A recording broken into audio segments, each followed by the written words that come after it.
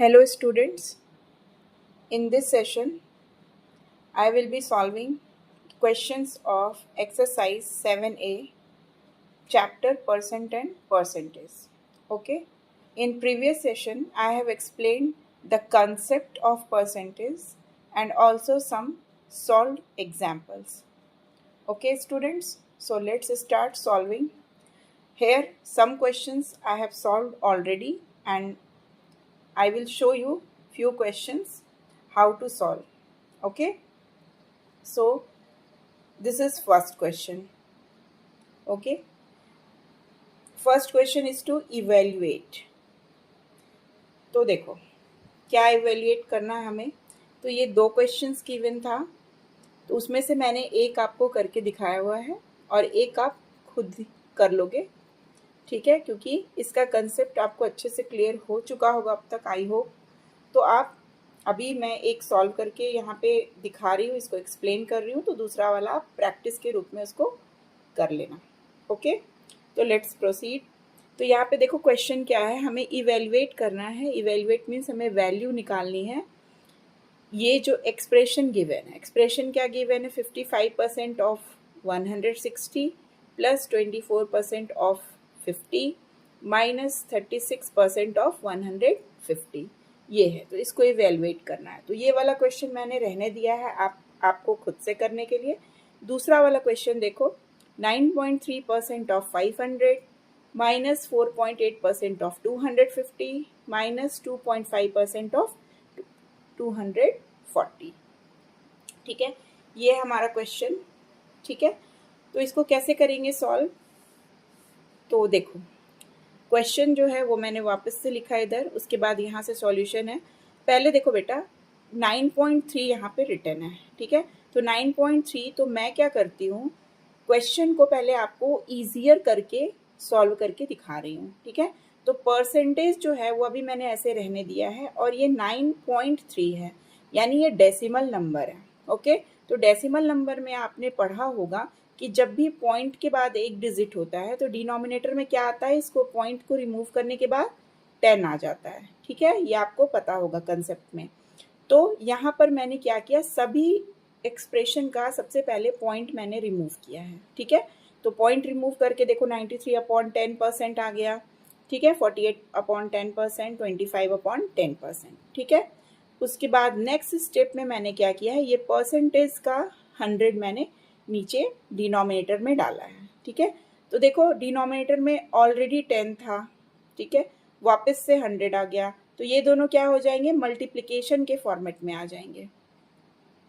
ठीक है बेटा, क्लियर है ये, क्योंकि ये ऑलरेडी 10 था एंड अगेन 100 नीचे आ गया, तो ये दोनों मल्टीप्लिकेशन फॉर्मेट में हो जाएंगे. उसके बाद ऑफ का मीनिंग आप लोग सब जानते हो, दैट इज मल्टीप्लिकेशन. तो मैंने ऑफ की जगह पे सारी जगह पे मल्टीप्लिकेशन लिख दिया है और परसेंटेज का मैंने 100 नीचे 10 के साथ मल्टीप्लिकेशन में किया है. ठीक है, क्योंकि एक साथ एक्सप्रेशन जब लिखे जाते हैं तो वो मल्टीप्लिकेशन में होते हैं. ठीक है, तो यहाँ पे देखो 0 0 कैंसिल आउट हो गया, 5 2 जा 10 होता है, तो ये 93/2 आ गया. अगेन ये देखो 0 0 कैंसिल हुआ. ठीक है, 2 0 है यहाँ पे. उसके बाद एक और तरीका है कि ये 0 कैंसिल करा दो, 25 4 जा 100 और 4 12 जा 48 होता है. तो इस तरह से कैंसिल करके हमारे पास ये रिमेनिंग आया. ओके, नाउ ये रैशनल नंबर के फॉर्मेट में है और ये अपना सिंपल इंटीजर के फॉर्मेट में है, बट इसके नीचे भी 1 है एज अ डिनोमिनेटर. तो हमने एलसीएम लिया और एलसीएम लेकर के फाइनली इसका आंसर देखो ये आया. ठीक है, यहाँ पे बॉडमास रूल फॉलो करेंगे हम लोग. माइनस माइनस प्लस, पहले हम इनको एडिशन करेंगे, उसके बाद 93 से सब्सट्रैक्ट करेंगे. ओके बेटा, भले ही ये क्वेश्चन ईजी है, अगर आप बॉडमास फॉलो नहीं भी करते हो फिर भी आंसर आ जाएगा, लेकिन it's my suggestion to all of you that please follow BODMAS, whether it is very easy question or hard question. Okay, now next question देखो काफ़ी easy है.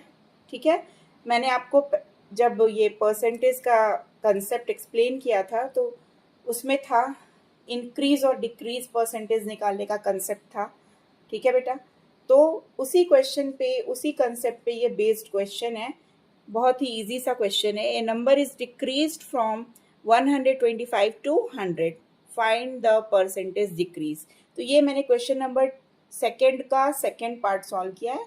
इसका फर्स्ट पार्ट आप खुद से सॉल्व कर सकते हो, वो इंक्रीज परसेंटेज निकालने का क्वेश्चन है। ओके, तो जैसे डिक्रीज परसेंटेज आपने कैलकुलेट किया वैसे इंक्रीज भी कर लेंगे, है ना। तो उसका फॉर्मूला वगैरह सब मैंने आपको एक्सप्लेन कर दिया, बुक में भी रिटर्न है। तो मैं सिर्फ डिक्रीज परसेंटेज निकाल के यहाँ पे आपको दिखा रही हूँ। ओके, तो ओरिजिनल नंबर कितना बेटा 125, और ये कितना डिक्रीज हो गया 100। तो टोटल डिक्रीज इन क्वांटिटी मैंने यहाँ पे कैलकुलेट किया 125 माइनस 100। ठीक है, क्लियर है सबको। एंड इज इक्वल टू 25 आ गया। तो इसका फॉर्मूला क्या था, डिक्रीज परसेंट हमें निकालना है। तो डिक्रीज इन द नंबर, जितना भी डिक्रीज हुआ वो न्यूमरेटर में लिखेंगे, और जितना जो ओरिजिनल नंबर है इसका वो डिनोमिनेटर में लिखेंगे, मल्टीप्लाइड बाय 100। ठीक है, ये आपको पहले भी मैंने एक्सप्लेन किया हुआ है। तो ये देखो सारा 5 से डिविजिबल है, तो 5 से सारा डिवाइड करके जो फाइनल आंसर हमारे पास आया 5 मल्टीप्लाइड बाई 4 20%। ठीक है, तो ये डिक्रीज परसेंटेज वाला बहुत इजी सा क्वेश्चन था, इसलिए मैंने एक ही क्वेश्चन सॉल्व किया है, बाकी का आप खुद करोगे। Okay, now proceed to question number 3।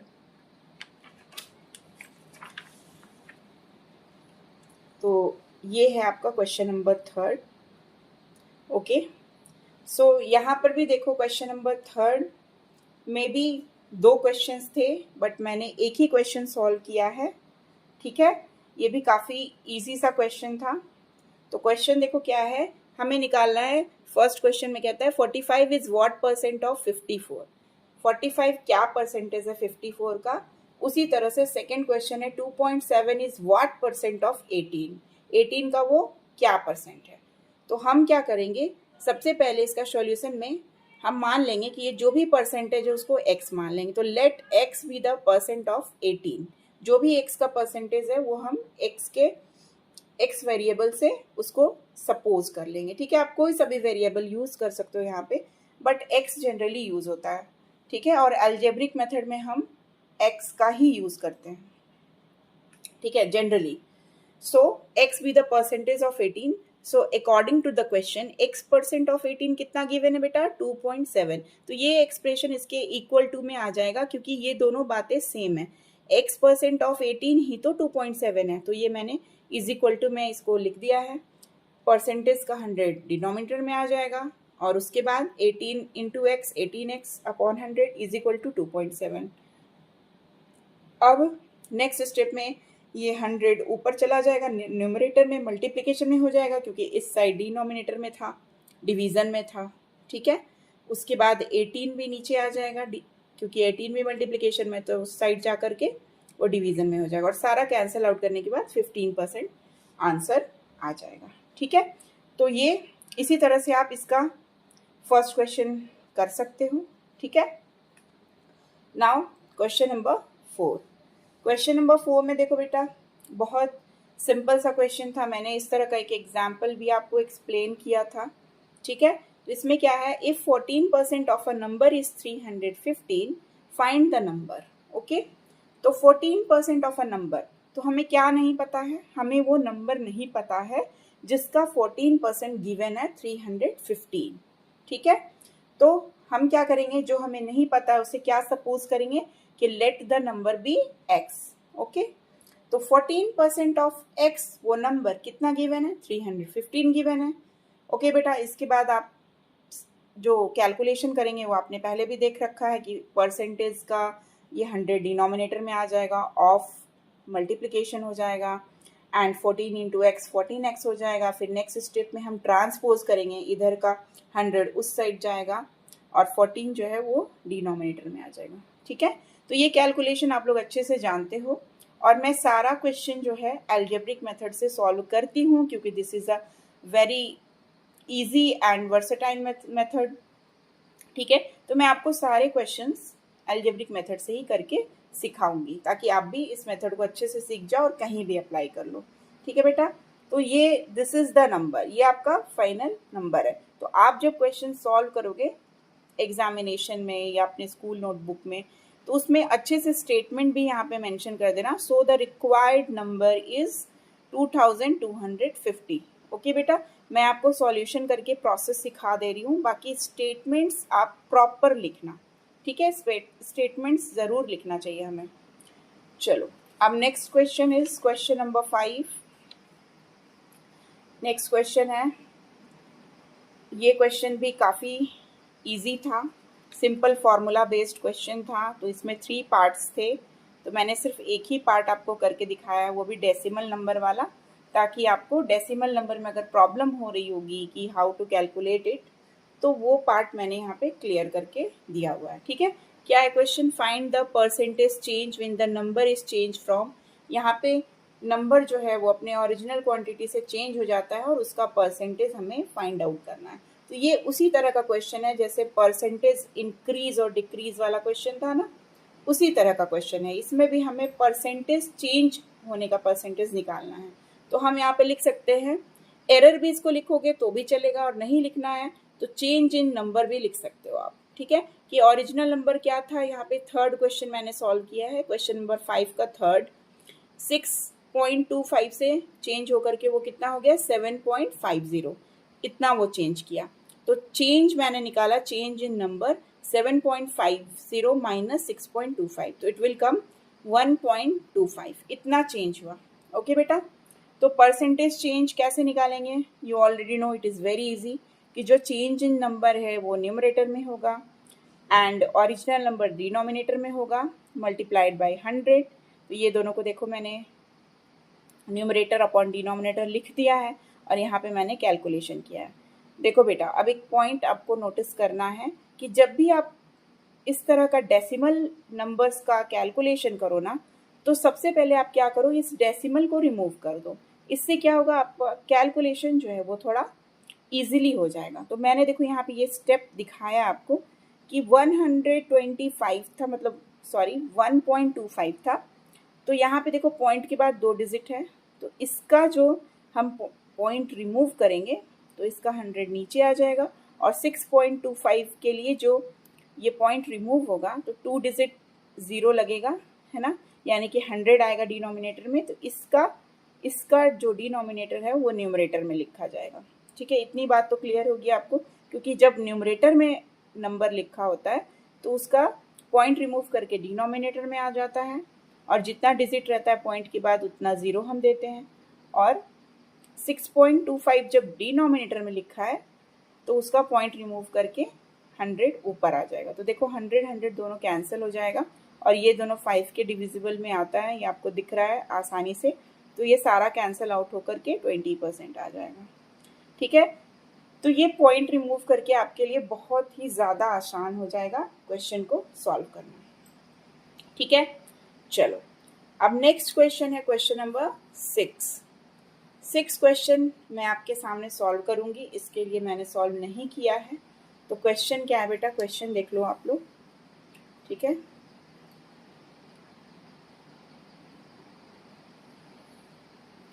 Question है, an auctioneer charges 8% for the selling a house if the house is sold for rupees 2,30,500. Okay, find the charges of the auctioneer. Okay, clear है, ठीक है। Question आप लोग देख सकते हो, ये क्वेश्चन आपके बुक में भी रिटन है, तो यहाँ पे मैंने लिख के रखा हुआ है। क्वेश्चन नंबर 6, हमें ऑक्शनर का चार्ज कैलकुलेट करना है जो कि 8% लग रहा है, और cost of the house is 2,30,500। Okay, तो हाउ वी विल कैलकुलेट? तो किस पे लग रहा है चार्जेस बेटा? 8% किस पे लगेगा? इस पे, ठीक है, यही तो है, ठीक है। तो हम निकालते हैं, charges of the auctioneer is equal to, ठीक है, हमें यही फाइंड आउट करना है, और 8% लगेगा किसके ऊपर? इसके ऊपर। So it will be 8% of the cost of house,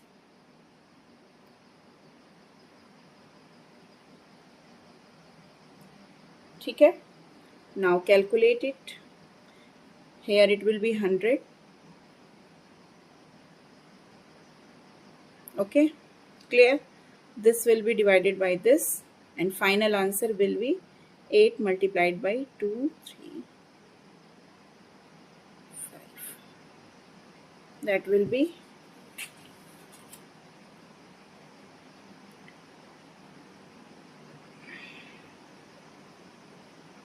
okay. This will be the charge. आप यहाँ पे रुपीज़ भी लिख सकते हो. ठीक है. तो लास्ट में आप स्टेटमेंट इंक्लूड कर देना जब भी आप सॉल्व करोगे कि the charges of the auctioneer is equal to 18,440 rupees. Okay, clear है? चलो अब हम सॉल्व करते हैं नेक्स्ट क्वेश्चन. ठीक है.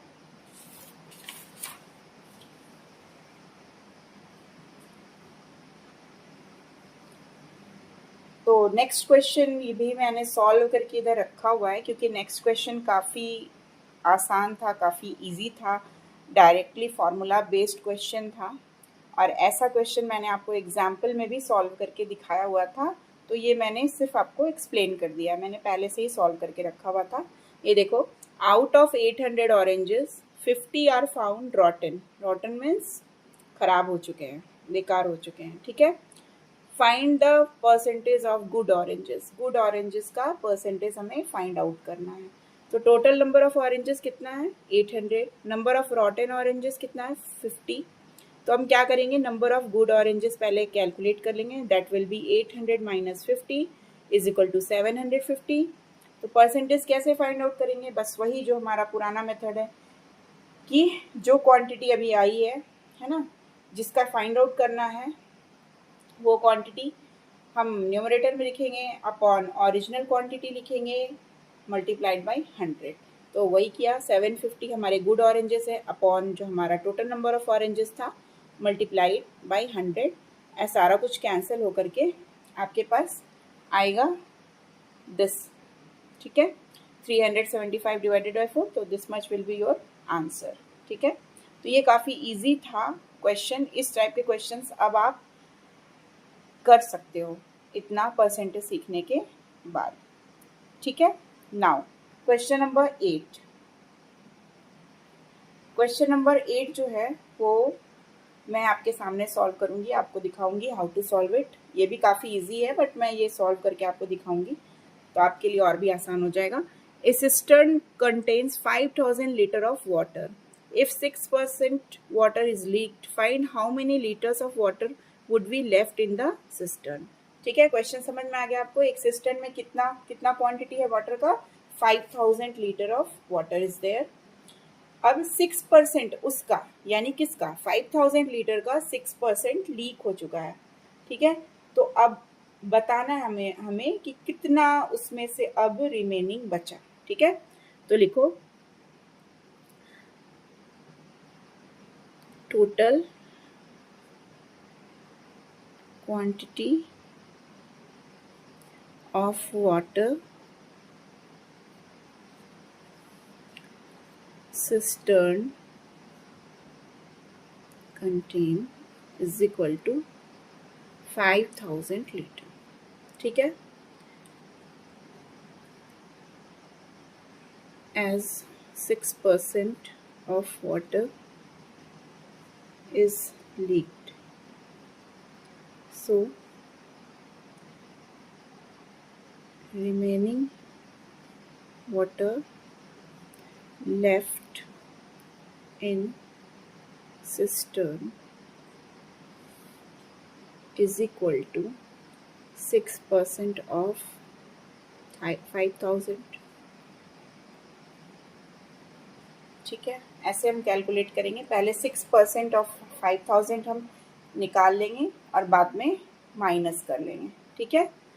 इसका ही लीक किया है ना, तो इसका हम 6% कैलकुलेट करेंगे. तो व्हाट विल बी? ठीक है. इतना पानी वो निकल चुका है, लीक हो चुका है. So remaining water is equal to 5000 litre minus 300. Okay, तो यहाँ पे देखो स्टेटमेंट्स मैं जो लिख रही हूँ वो स्टेटमेंट आप अपने हिसाब से भी लिख सकते हो, ठीक है। ऐसा कोई मैंडेटरी नहीं कि यही वाला लिखना है, आपको जिस तरह से लिखना है आप लिख सकते हो। बस अच्छे से एक्सप्लेन करना कि what you are calculating, and final statement जरूर लिखना कि आपको क्या पूछा गया था और क्या आपने कैलकुलेट किया है, ठीक है। I hope all things are clear to you, ठीक है। मैं बस यहाँ पे आपको सॉल्व करने का तरीका सिखा रही हूँ, ठीक है बेटा। Now next question. Okay,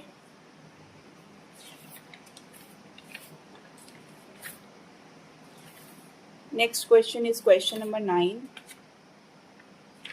Question number 9, and 9 is, I think it is very easy question and you can do it yourself. Okay, so इतना explain करने के बाद question number 9 आप खुद से solve कर सकते हो, इसलिए मैं वो question solve नहीं कर रही हूँ।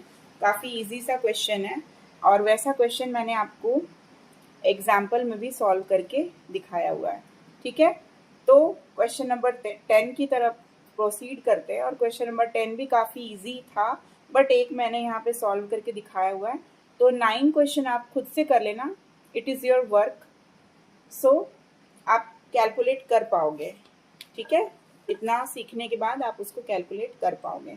तो क्वेश्चन नंबर 10 देखो बेटा क्या है कि a number 3.625 is wrongly read as 3.265, find the percentage error. तो ये उसी कंसेप्ट पे है कि जो अपना क्वांटिटी जो इंक्रीज डिक्रीज वाला परसेंटेज था या एरर वाला था, सारा सब एक ही तरह के कंसेप्ट से हम कैलकुलेट करते हैं। तो पहले हम एरर फाइंड आउट कर लेंगे। क्या था, पहले 3.625 को हमने गलती से क्या पढ़ लिया 3.265, तो एरर कितना क्रिएट हो गया 0.360। तो परसेंटेज एरर कैसे हम कैलकुलेट करेंगे, जो एरर है उसको न्यूमरेटर में लिखेंगे अपॉन जो ओरिजिनल क्वांटिटी होती है, जो हमारा ओरिजिनल नंबर था वो डिनोमिनेटर में मल्टीप्लाइड बाय 100। और यहाँ पे भी देखो मैंने कैसे कैलकुलेट किया है, इसका पॉइंट रिमूव करके डिनोमिनेटर में, इसका पॉइंट रिमूव करके न्यूमरेटर में, 100 कैंसिल आउट हो गया और मल्टीप्लाइड बाय 100, क्योंकि हम क्या निकाल रहे हैं, हम परसेंटेज निकाल रहे हैं। ओके, तो परसेंटेज निकाल रहे हैं तो 100 से मल्टीप्लिकेशन करना पड़ेगा। उसके बाद हमारा फाइनल जो बचा रिमेनिंग उसको मल्टीप्लाई करके डिवाइड कर दिया है, तो 9.93%, ये हमारा फाइनल आंसर होगा। तो ये मैंने एक क्वेश्चन उसका सॉल्व किया है, बाकी के क्वेश्चंस आप खुद से कर सकते हो, ठीक है। तो इस तरह से स्टेप बाय स्टेप सारे क्वेश्चन करने के बाद आपको कंसेप्ट आई होप और अच्छे से क्लियर हो रहा होगा कि कैसे सॉल्व करना है। अगर कोई क्वेश्चन आपके सामने दिया जाए तो आप आसानी से सॉल्व कर लोगे अब तक के कंसेप्ट से, ठीक है। तो अब प्रोसीड करते हैं next question. Now let's solve question number 11, ठीक है। तो क्वेश्चन नंबर 11 के जैसा एक क्वेश्चन मैंने आपको एग्जाम्पल में भी सॉल्व करके दिखाया था, बट यहाँ पे मैं वापस से सॉल्व करके दिखा रही हूँ। यहाँ पे लिटिल बिट कंसेप्ट थोड़ा सा डिफरेंट है। तो क्वेश्चन बोलता है, in an election a candidate secured 58% of the votes polled and won by 18,336 votes. Okay, find the total number of votes polled and the votes secured by each candidate. ठीक है, तो एक election हुआ जिसमें candidate ने 58% of the total vote polled में से secure किया, और कितने से जीता, 18,336 वोट से वो जीत चुका है, ठीक है। तो हमें टोटल नंबर ऑफ वोट्स निकालना है और दोनों कैंडिडेट्स यानी कि जो हारा और जो जीता उनका वोट्स भी कैलकुलेट करना है, ठीक है। तो सॉल्यूशन हम करते हैं स्टार्ट। तो let the total number of votes polled be X, ठीक है। जैसा कि आपको पता है कि एल्जेब्रिक मेथड में हम जो चीज़ हमें नहीं पता होता या जो चीज़ हमें कैलकुलेट करना होता है उसे हम किसी वेरिएबल से असाइन कर देते हैं। तो वो वेरिएबल एक्स भी ले सकते हो, वाई भी ले सकते हो, कुछ भी, बट जनरल केसेस में एक्स ही हम यूज़ करते हैं। ठीक है, तो ये मैं अलजेब्रिक मेथड से ही सॉल्व कर रही हूँ। ओके, तो जो नहीं था, क्या नहीं था, जो वोट्स था, टोटल नंबर ऑफ वोट्स, वो हमें नहीं पता था, तो हमने क्या एज्यूम किया, एक्स। ठीक है, तो विनिंग कैंडिडेट कितना सिक्योर, नहीं, कैंडिडेट ने कितना सिक्योर किया, 58%। ठीक है, वो परसेंटेज विनिंग वाला नहीं है। ठीक है, और कितने वोट से जीता वो, 18,336 वोट्स, यानी कि इतना परसेंटेज वो सिक्योर करने के बाद जीत चुका है। ठीक है, तो हमें क्या फाइंड आउट करना होगा, लूजिंग कैंडिडेट का फाइंड आउट करना पड़ेगा। उससे पहले हम परसेंटेज फॉर्मेट में जो दिया हुआ है उसको हम चेंज करते हैं नंबर के फॉर्मेट में। Okay, so number of votes secured by winning candy. ठीक है बेटा, स्टेटमेंट आप अपने अकॉर्डिंग कुछ भी लिख सकते हो।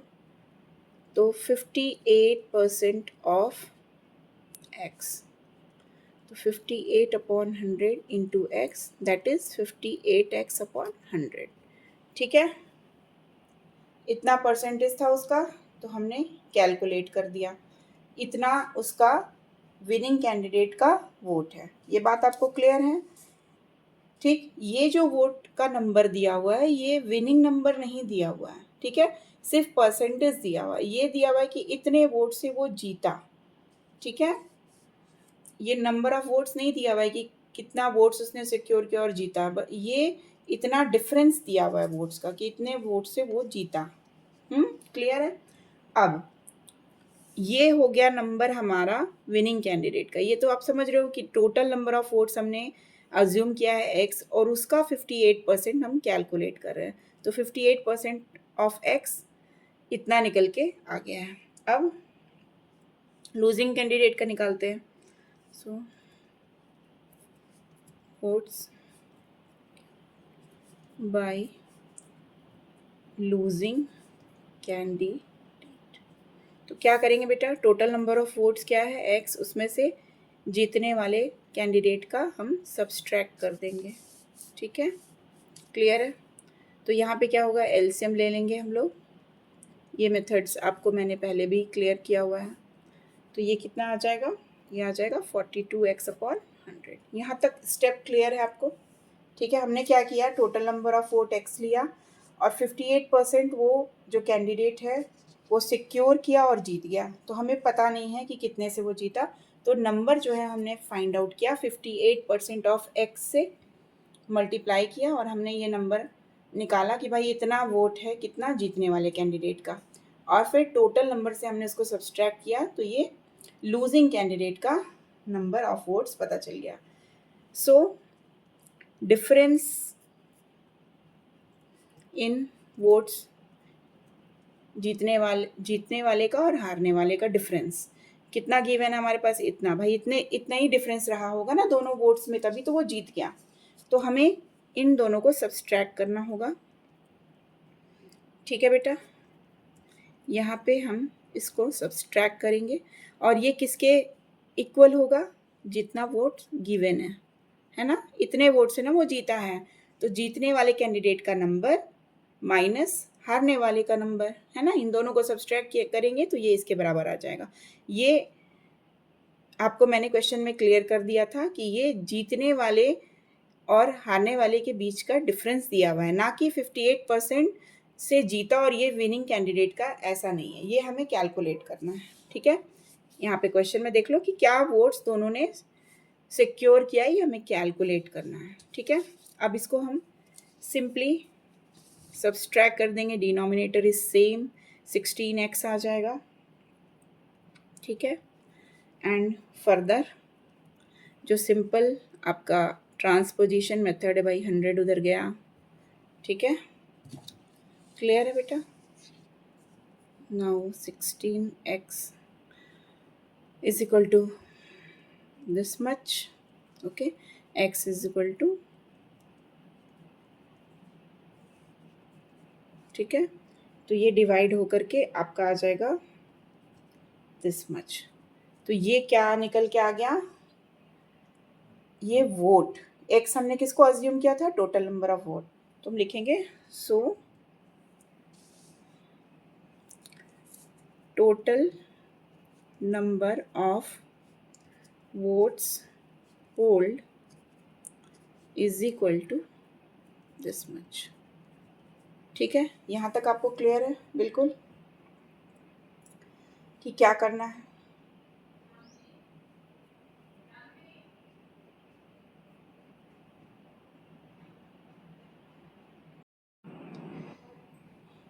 Now total number of votes polled हमने कैलकुलेट कर लिया था, अब हम क्या कैलकुलेट करेंगे, votes secure bye winning candy. ठीक है, तो क्या करेंगे हम, अपना नंबर क्या था 58/100 एक्स, ठीक है, 58x/100 ये था हमारा नंबर, तो x की वैल्यू हमने कैलकुलेट कर ली थी, that is total number of vote polled, ये हमने कैलकुलेट कर लिया था। अब यहाँ पे डिवाइड करके हमारा आंसर आ जाएगा, दैट इज़ दिस मच। ठीक है, तो ये वोट्स ये कौन सा वोट हो गया, विनिंग कैंडिडेट का। ठीक है, क्योंकि इतना परसेंटेज ही था विनिंग कैंडिडेट का, और हमने इसको स्टार्टिंग में नंबर ऑफ विनिंग कैंडिडेट का वोट्स कैलकुलेट किया था, तो हमारा इतना आया था। ठीक है, अब उसी तरह हम निकाल लेंगे value vote secure by losing candidate. ठीक है, तो ये कितना आया था बेटा, 42x/100, तो 42/100 इंटू एक्स की वैल्यू, और ये कैलकुलेट करने के बाद आ जाएगा इतना। ठीक है, तो 3 चीज़ें हमसे क्वेश्चन में पूछा गया था, एक टोटल नंबर ऑफ वोट्स बताओ, वो हमने निकाल लिया, दूसरा बताओ कि कितना विनिंग कैंडिडेट का वोट था, तो वो भी हमने निकाल लिया, और लूजिंग कैंडिडेट का वोट क्या था, नंबर क्या था वोट्स का, वो भी हमने निकाल लिया। ठीक है, तो इजीली हमने ये तीनों चीज़ें कैलकुलेट कर ली हैं। अब नेक्स्ट सेशन में मैं आपको क्वेश्चन नंबर 12 से क्वेश्चन नंबर 20 तक का सॉल्यूशन कराऊंगी, तो हमारा 7A कंप्लीट हो जाएगा। जैसे क्वेश्चन नंबर 11 था, सेम इसी प्रोसेस से क्वेश्चन नंबर 12 भी सॉल्व होगा, तो please do try that question by your own. अगर आपसे सॉल्व हो रहा है तो आपका कंसेप्ट बहुत क्लियर हो चुका है। ओके, थैंक्स, तो मिलते हैं नेक्स्ट सेशन में।